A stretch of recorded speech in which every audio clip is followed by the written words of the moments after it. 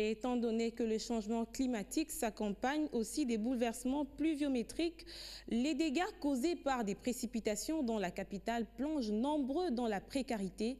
C'est le dossier de ce journal.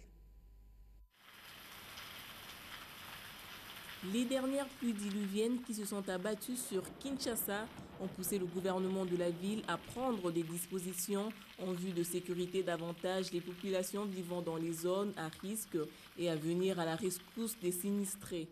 En se rapportant au compte rendu du dernier conseil du gouvernement, une descente sur terrain est annoncée pour très bientôt. Appesanti sur le rapport établi par les services techniques de la ville à la suite des dernières pluies diluviennes ayant causé quelques dégâts à travers divers quartiers. À ce sujet, l'autorité urbaine a pris la décision d'effectuer au courant de la semaine qui s'annonce une tournée d'inspection à travers les communes pour évaluer la hauteur d'intervention de l'exécutif provincial.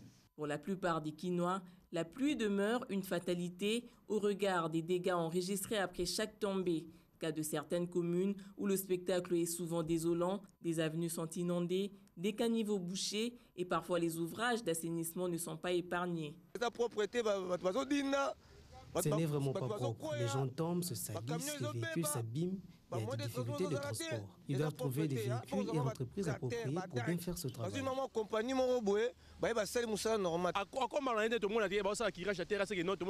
ne voit aucune autorité ici, ni le bourgmestre, ni même le chef du quartier. Les sables curés rencontrent les pluies et rentrent dans les caniveaux et c'est un double travail. Ce serait mieux qu'on puisse curer et balayer à l'immédiat car la pluie a remis tout le sable dans les caniveaux. Certes, Dame la pluie n'est toujours pas la bienvenue à Kinshasa et parmi les causes, la problématique de canalisation d'eau, une question qui se pose avec beaucoup d'acuité.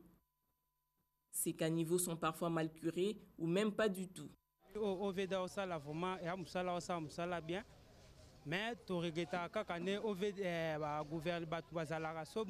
travail en soi est bon, mais ce que nous déplorons, c'est le fait que l'OVD laisse traîner les sables pendant des jours et des mois, et quand il pleut, les sables rentrent encore dans les caniveaux.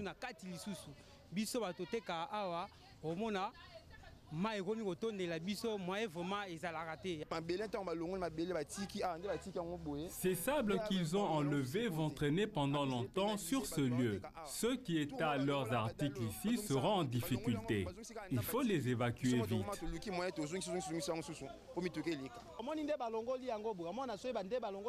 Nous demandons à l'OVD d'évacuer le plus rapidement possible ces sables. Il ne faut pas les faire traîner ici. Autre raison, des lotissements anarchiques ainsi que des têtes d'érosion. Dans ce quartier périphérique de Kinshasa, la seule école du coin se retrouve depuis un temps au cœur de l'érosion. Les élèves ont des difficultés pour venir ici à l'école, surtout quand il pleut.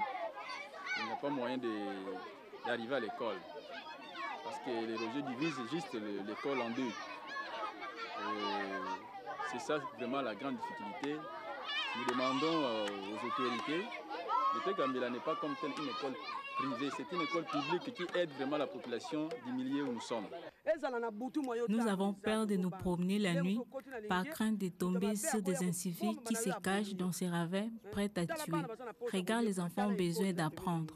Mais dans une école qui n'a ni cours de récréation, ni salle de gymnastique, et nos maisons ne résisteront pas à cette érosion. Mon souhait est que les autorités puissent venir constater encore, afin de donner encore les moyens pour que les Chinois puissent continuer le travail. Parce que je suis chaque fois pas embêté, je suis chaque fois au bureau quand il y a la pluie, la population vient